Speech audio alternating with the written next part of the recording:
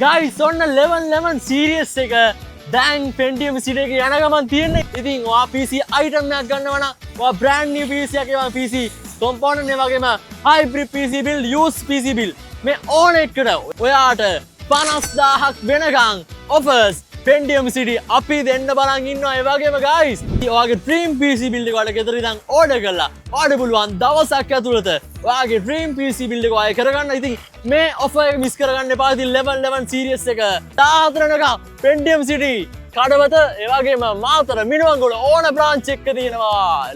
Pentium City, warranty you trust, security you need.